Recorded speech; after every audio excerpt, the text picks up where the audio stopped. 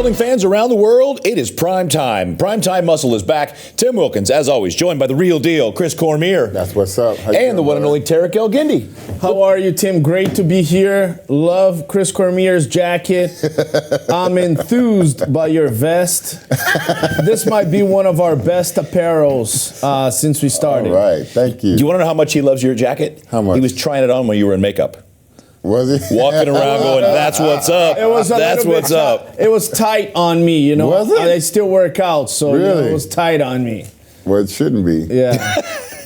Bro. Well, it shouldn't be. You guys both look good. It's great to see you. A lot has happened in the last few months. A lot has happened. A lot of shows, a lot of qualifications for Olympia as we get closer and closer every week. But you know, one of the big ones a few months ago was the Arnold. And Nick Walker's already qualified, being top 5, right? Already qualified. But he's one of those guys like we talk about, like you said back in the day when you guys used to do a ton of shows, that just wants to get out there, battle it out. Of course, Arnold, they upped the ante with an extra $100,000 this year to get those open guys out there. He was not, I thought he looked amazing. It was a tight competition. It could have gone either way for me, but he was not happy about the results, Chris. Well, Tim, taking second place, you should never be happy.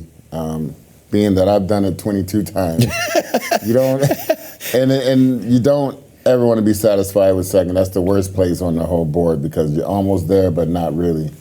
And you know, to be honest with you, I mean, you can see the hard work that he puts in. He's back in the gym, not taking long breaks after finishing the competition like the Olympia, but.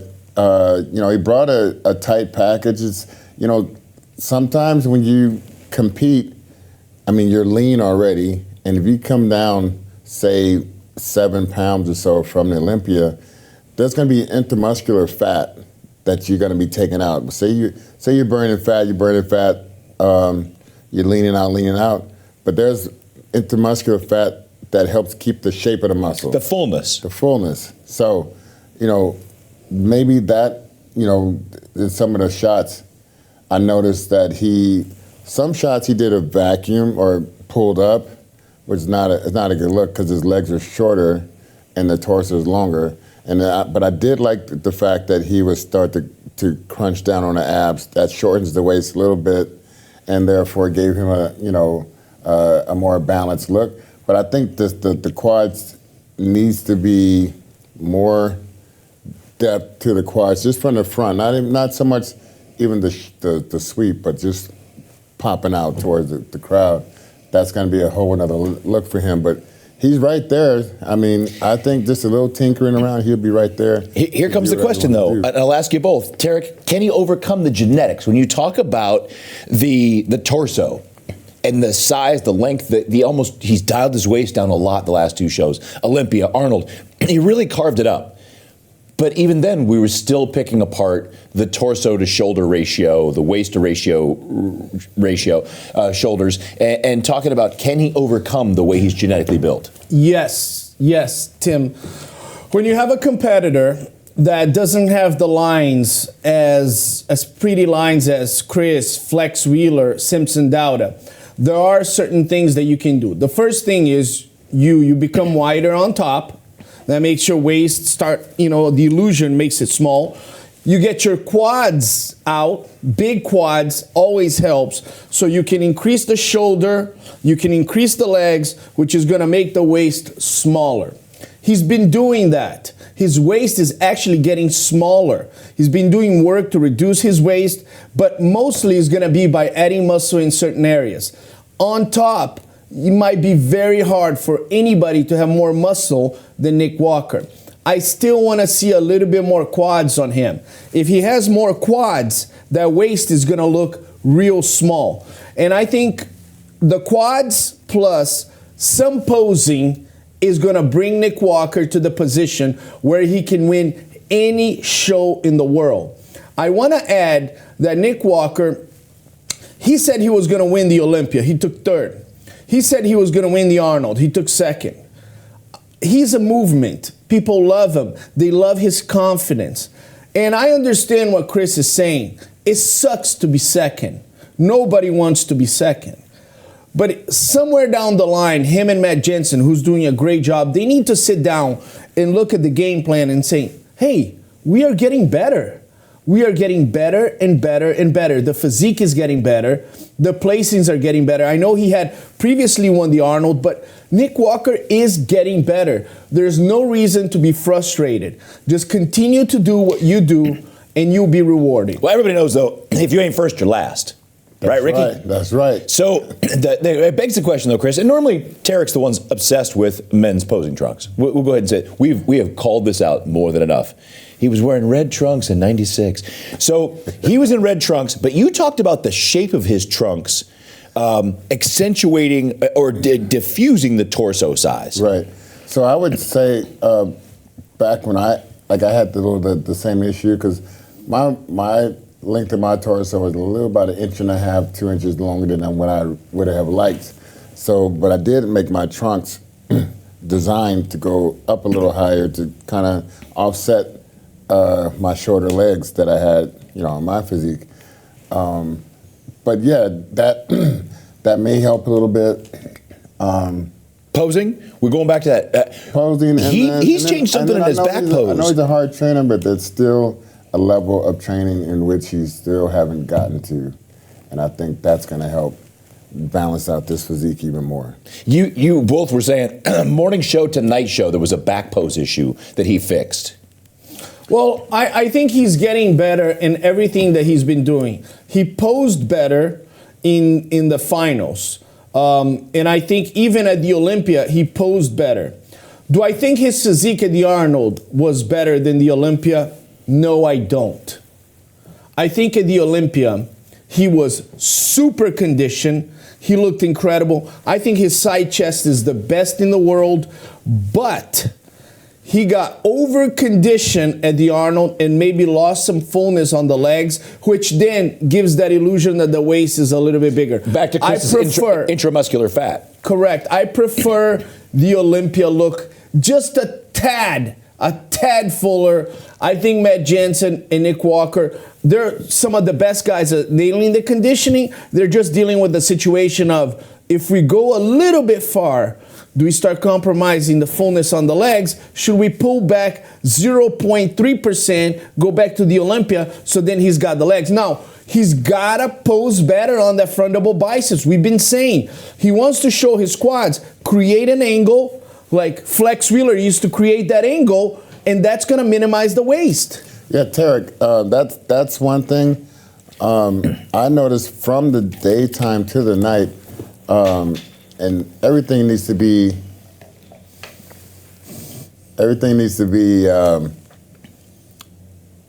managed to where on his physique, the pecs are not very long. So I noticed from the next day, the pecs were a little fuller, and that front lat spread improved in the next day, because the first day, it just looked like it was a little bit flattish in the pecs. The shoulders wasn't that wide, but then when we came to the night show the next day, it was much fuller package there. It looked a lot better in that pose, the front lat spread. All right, he shows up at Camp Cormier for 4 weeks at Camp Chris Asaka over here. He's got a sleeping bag, he's got his protein bucket, and you say, all right, camper, tomorrow morning we're going to get up, here's the 3 exercises we're going to do to get you ready for the Olympia. I would just raise that intensity level.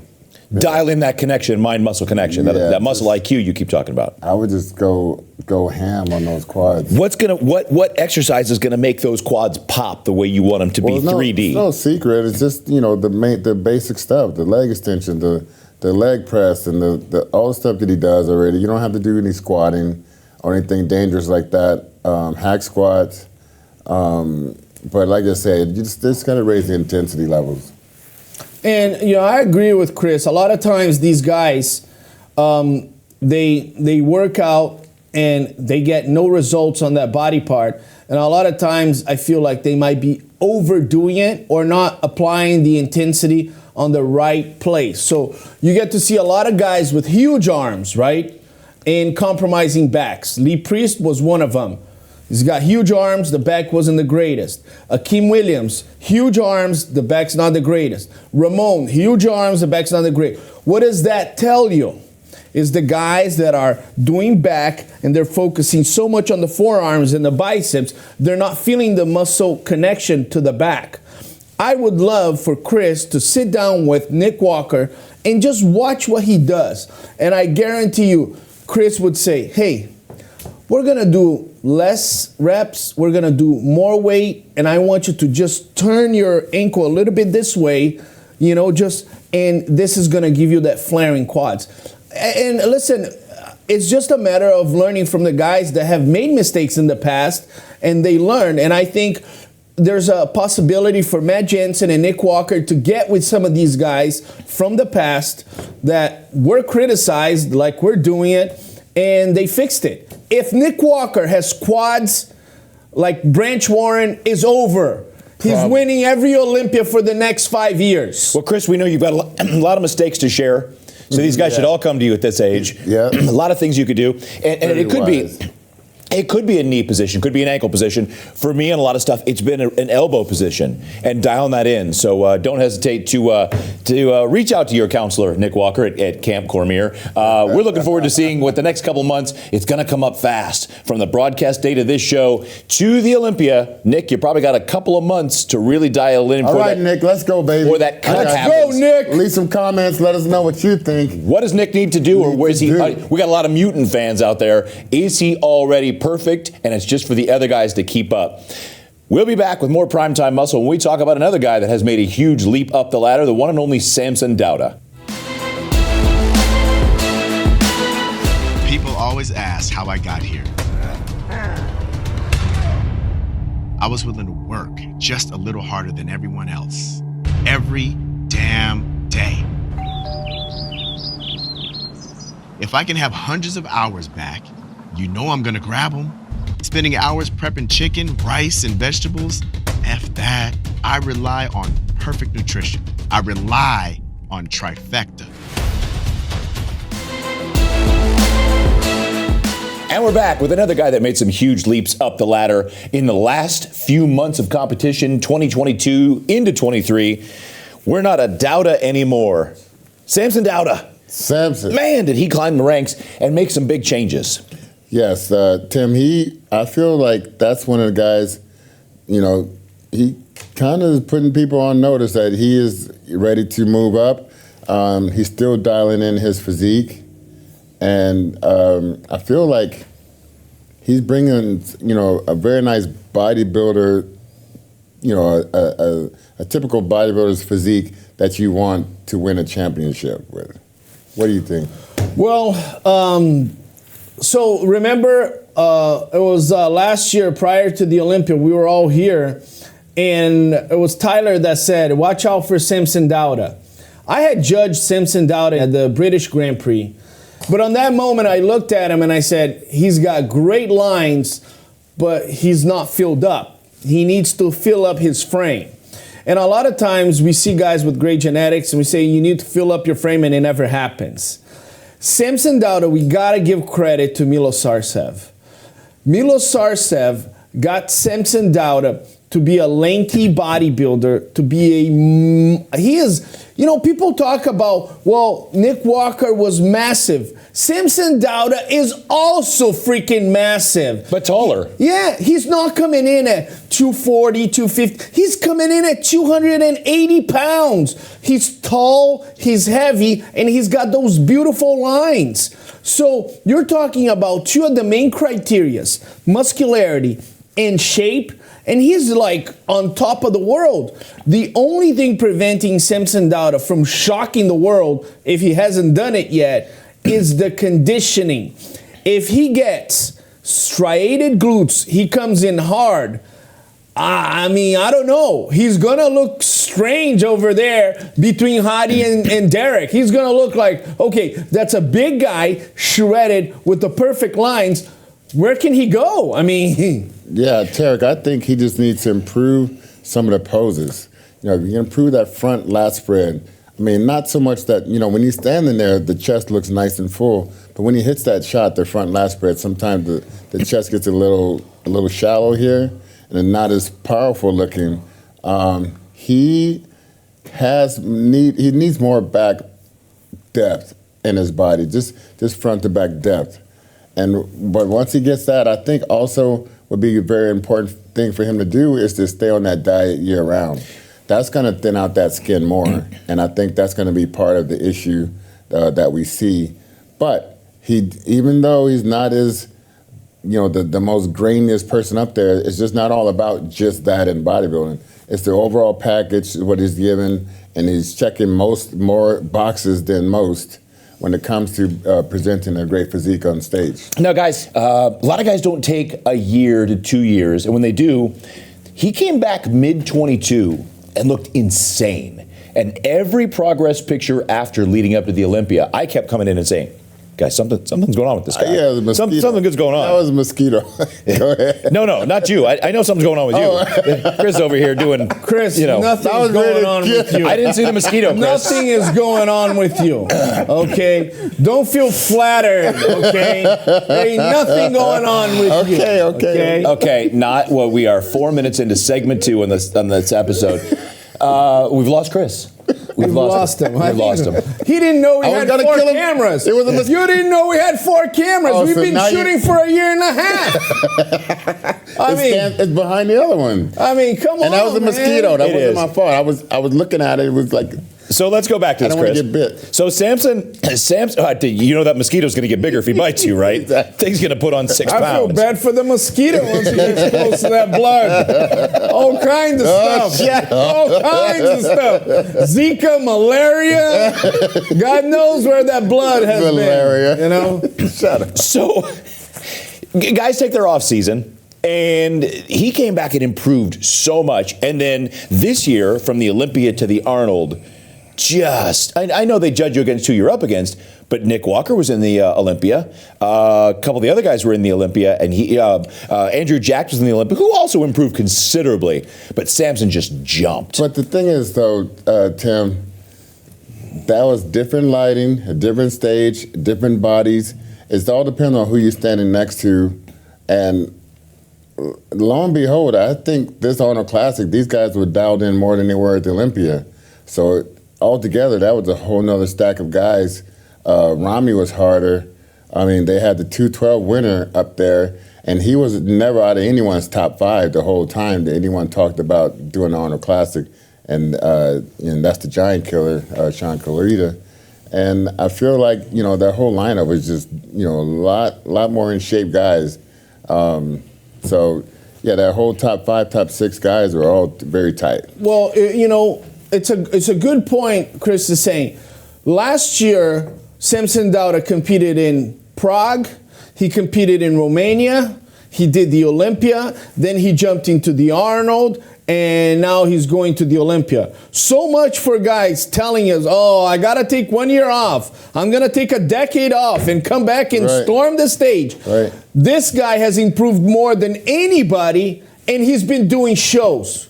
So when I hear this talk, I'm going to take 7 years off and come out looking like Ronnie Coleman. Shut the hell up. Yeah, okay, the guy who competed 5 shows within the last year is the one that made more improvements. And it's not only Samson Dauda. Big Rami, he came to the Arnold. He was more conditioned. Sean Clarita looked better at the Arnold than he did at the Olympia. And heavier. Andrew jacked. So these guys, they need to understand. Competing gives you an experience about your body. You're going to get leaner. You're going to understand your body more. You're going to get, a higher degree of definition and graininess. So what is that, Chris? So what is it about continually competing as opposed to these guys that go 250 to 290, 310, and then back down to 254 with that net 5 pounds they gained? Well, Tim, you knock off a level of body fat. You get more reps into your system. You're training more intensely. You're not just laying off and who's know what you're eating. Who knows how your workouts are going. You're not practicing your posing. All these things is going to help you get better. Every time you do a show, you're going to get better for the next show. That's how it always been. All right. we always like to do this, guys. We always like to do the judging and Cormier perspective on what he needs to do in this next 2 or 3 months before the Olympia to get the improvements to crack that top 3. So, 3 things, Samson Dauda.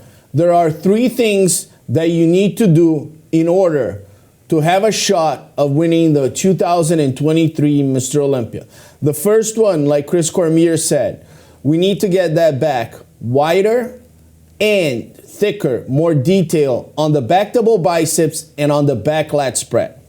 The second thing is we can add another level of conditioning. Just come in a little bit harder than both events, the Olympia the previous year and the Arnold this year. And the third thing, okay, before we all get surprised, very careful, control the abdominal section. A lot of guys that grow fast, the abdominal section also grows. So be 100%. very careful with that. 100%. Because that's the thing. Some of the poses you're doing, a lot of poses that can expose stomach. And that's a lot of twisting shots, going from transitioning from the side to from the front to the side. All this can expose you if you're not keeping the stomach tight. So Tarek's right on that. And surprisingly, because Tarek haven't really competed, but he actually knows. Take off your shirt right now. Take off your shirt right now. He knows a lot about it. Take off your shirt right now. I'll take off my shirt. Compliments. We can do it in the gym. First of all, I'll show you. You don't go to the gym. Can we put the camera on me right now? Okay, Carlos. Okay, here we go. America, do you want to see Chris Cormier and Tarek on a primetime muscle segment without other shirts working out? Do you want? Write it down on the comments. I'll take off my shirt and I beat the crap out of Chris Cormier. Well, we'll miss you all.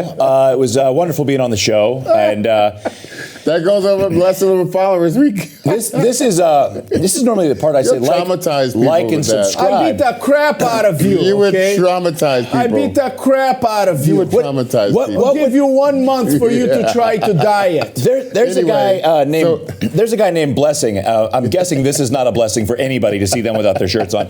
Chris, but I was going to finish the compliment you were giving. Yeah, I was giving you a compliment, but I was going to say Samson, if he just pull down, one-arm dumbbell row to death. Do it. I didn't mean to death, but do it. And you're going to see a change in that physique.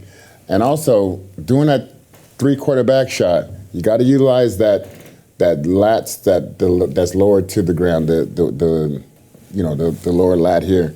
Got to utilize that lat. You got to stretch it out and get it very pronounced in that pose. Because sometimes he crunches down on it and you don't really see it very visible there.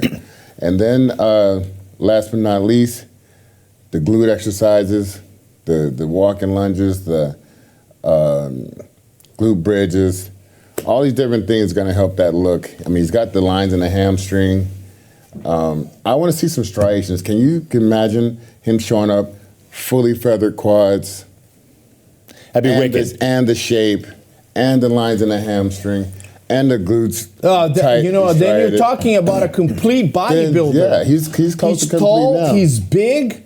You know, a lot of people talked about Andrew Jacked is going to be the next Ronnie Coleman based on his lines, his conditionings. Man, this guy Samson Dauda is improving at a dangerous pace. You can see all the lines on the hamstring. Wait, man, if I told you 3 years ago that Samson Dauda was going to be on the first call out of the Mr. Olympia and win the Arnold, none of us would have believed. I would have. Oh, shut the hell up. Wakanda forever! Shut the hell up. Wakanda forever! Shut the hell up. Guys, Chris had a beautiful segue to our final segment today. But I Shazammed that. Actually, I asked him for that song he used. It was awesome. Awesome. That was the South African song he used at the show. I tried to Shazam it because I was trying to take down notes but I tried to Shazam it.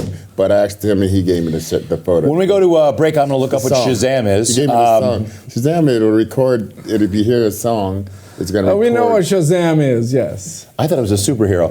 When we come back, Chris gave us a beautiful segue talking about glutes, and we're going to be talking about a rivalry in the bikini division that is alive and well right after this.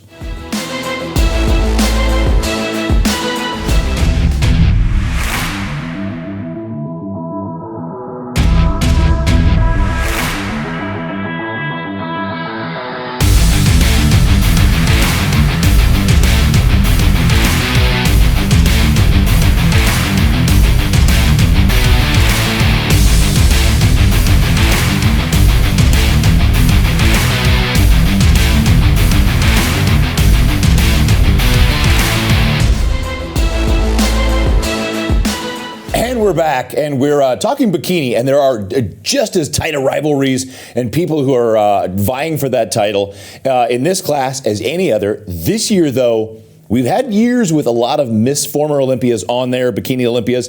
This year, we've got a battle. Gentlemen, we have Maureen Blanquisco, the 2022 winner, that was Maureen, 21's winner, Jennifer Dory, and Laura-Lee Chapados, who's been battling for that Olympia title. Two-time Arnold Classic champion. But a two-time Arnold Classic champion, which is a lot of times a big precursor to what's going to take place on the Olympia stage. So let's look at the three of them. Laura-Lee Chapados. She's won the Arnold, came to the Olympia. It was disappointing. She was over-conditioned. She lost her curves, her lines. Well, we keep telling the bikini competitors, hey, careful with that conditioning. They get addicted to the conditioning. They want to be like, Andreas Munzer. It's not the category. And she disappointed at the Olympia, came back at the Arnold a few months back and won that show. Now, the thing is, if you want to be the best in the world, you got to win the Olympia. And she has not really nailed her best. My advice to Laura-Lee is don't change a thing. What you did at the Arnold a few months back is what you need to do for the Olympia. Do not get paranoid and over-condition. Now, looking at Jennifer Dory, when she won the Olympia, it was actually against Laura-Lee. And it was the same thing. The reason she beat Laura-Lee is because Laura-Lee was a little bit conditioned on the separation glutes and hamstrings, and Jennifer Dory had a little bit of a softness. Once again, softness. Maureen Blanquisco wins the Olympia, goes to the Arnold. She just battled a much improved Laura-Lee Chapados. It's very hard to tell competitors this, Tim, because they look at me like I'm crazy. But I always give this feedback to the bikini competitors.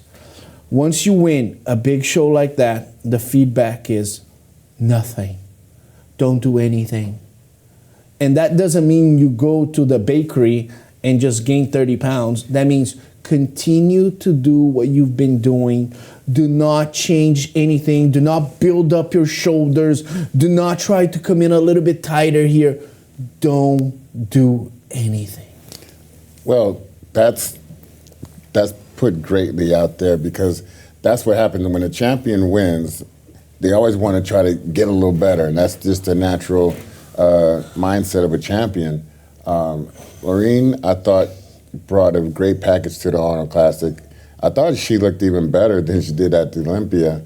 But, Laura-Lee was a different competitor.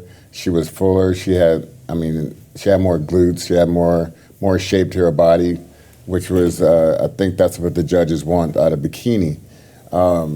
Jennifer, I thought looked great also. And I think, these ladies are going to be battling back and forth and changing positions throughout the next 5 years or so.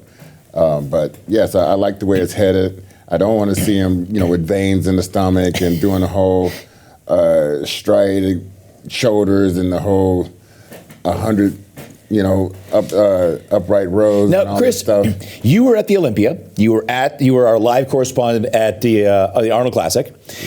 Keeping the team strong. Keeping the team strong. Somebody had to represent, and it was you. And Laura-Lee Chapados next to Maureen Blanquisco just seemed bigger. I know she was fuller, bigger. touch softer like she needed to be. Maureen seemed small and harder. But Marine was more shapelier. She had more shape. At the Olympia, she looked like, a girl that's, doing a bikini contest, and it wasn't so much, how she looked at the Arnold Classic. I did like her look. Like I said, she looked like her body was more, just a smaller version of Laura Lee. But all in all, all three of these girls did great, and I'm just looking forward to seeing this Olympia now, because that makes it way more exciting. So Chris says next 3 to 5 years. It also makes me wonder, you got the Ashley Kaltwassers of the world, who, even there, she was, fourth at the Arnold. Fourth at the Olympia. And fourth at the Olympia. Oh, third at the Olympia, yeah. But still always in that top 3 and 5, depending. But she'll go out and she'll do 6 to 8 to 10 shows this year. Is that something just to dial in that premium package, or to make a living, or to keep your name out there, that the other top 3 should be doing? Unlike Open or 212 or Classic, should those competitors be out there doing 5 to 7 to 8 shows? Ashley Kaltwasser has shown that if you do a lot of shows as a bikini competitor, it has not compromised her at all. There was only one time where she competed on Saturday, and then she competed on Sunday, where I felt her body got tired. That was in the Tahoe show. Shout out to Chris Menes, great show over there. That was the only time. But if she competes every weekend, her body has not been compromised. The bikini division category is about precision. You get a body like Laura Lee Chapados, and if you add 5 pounds, it completely changes what you're seeing. If you over-condition, it completely changes what you're seeing. So that's why they go from 1st to 5th. Isa Pessini won the Olympia. The next year, she decided that she needed to gain more muscle. She fell to 6. So it's very hard for you to maintain the same thing. Because you look at bodybuilders, women's physique, figure, they're all like, oh, I got to get bigger here. We're always talking about them. For them is keep that same physique that you've won and maintain what you've been doing.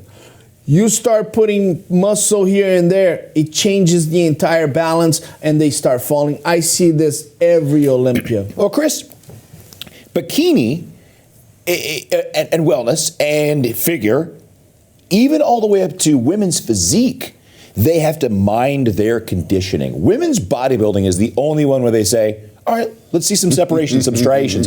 How do you dial back your fullness, your striation? You control the beast. We all want to get big and shredded. Yes, Tim, you have to keep a close eye on the mirror. Always looking at yourself, on a daily basis, maybe day and night, and keeping going up and down with the carbs. If you can give yourself some little bit higher carb days or lower carb days, I think you just and then also the amount of cardio you're doing, all these things are going to play a huge factor in how you look. So just keeping a closer eye on the mirror and keeping the criteria in mind, I think that's going to be what's going to need to be done in the bikini division. All right, guys, this is an interesting time of year as well. This is Masters, Nationals, Team Universe, all the big qualifiers start right around in this time, and they give us some new pros. Tarek, I'm going to ask you as a judge, and this is a lot of things. These new NPC competitors, you want to get that pro card. Then you want to get on a pro stage. Then you want to place, and you want to have a chance at that top spot. We see this I don't want to say speed bump, because it's a brick wall at the top with Maureen and Janet, Laura Lee and Ashley. There's 2 or 3 others up in that range that seem tough. Do you think we could see some new NPC players getting that pro card and making a dent in that top 5 to 7 in some of these big shows and getting a shot at the Olympia? You see the usual characters, right? You see those same competitors because they have an understanding of what it takes to win these shows. The one that broke through this past year was the Raja Hill. The Raja Hill broke through in that top 4. She left Laura Lee Chapados behind. She left a lot of the Isa Pessini. She left a lot of those competitors. I have felt that if you see an amazing NPC competitor that wins a regional overall, goes into her first pro qualifying event, she wins that, and she's incredible, and then she wins a pro show, they can go as far as that. Once they hit that Olympia stage, they fall back. Okay. You know, like Amy Ling, she took 6 at the Olympia. I saw her turning pro. I saw her coming in the ranks. She won 2 shows. And then when she did her first Olympia, she wasn't that close. But she continues to get better and better and better. Denny Phelps, an amazing competitor. I'm going to say something. Phoebe Hagen. Watch out for Phoebe Hagen. Pay attention to this name, Chris, so that once a competitor does well, you don't stumble with your words because you don't remember their names. Phoebe Hagen is a competitor that you guys should pay attention. She moved up on the Olympia call-out quite fast. She wasn't on that first or second call-out. They started bringing her in, and she's got a great back pose. Phoebe Hagen is the one to watch on this Olympia. I think she's a phenomenal competitor. But another thing they're dealing with, though, Chris, is like at the Olympia, that field is deep. Yeah, a lot of the middle pack girls, they're looking to get their chance at the top slots. So I mean, it's a lot of girls in that top 15. They're looking to get, you know, their chance at a crack at the title. It's like the B and C class of light heavyweight at nationals. When you go, well, there's 35 in my class. Yeah, but not only that, you know, in the bikini division, it's very closely. I mean, the competition is fierce, and it's only like just a minute little difference between first, second, third, fourth, and fifth. See, I don't have to deal with that. I'm Masters physique over 50 and 55. We got 10. Everybody else is dead. Everybody else is either dead or playing pickleball somewhere. So I can't understand getting out there and seeing 35 people in a class, knowing that all 35 of them won a pro show to get there. There are millions and millions and millions of people that would like to compete in their 50s, but they don't have, as Chris Cormier said, the determination, the resilience, and the passion of Tim Wilkins. Let's give a hand to Tim Wilkins. Thank you both. Put it in there, Tim. Thank you both. Timmy. Yeah, we'll see what that gets me. Hey, like, subscribe, follow, share. As always, tell your friends. And if you're one of those NPC competitors looking to climb the ranks, and get on there and duke it out. All right, as always, friends and fans, thanks for joining us. Oh, wow, these guys kill me. As always, thank you for joining us. We'll see you next time on the next Primetime Muscle.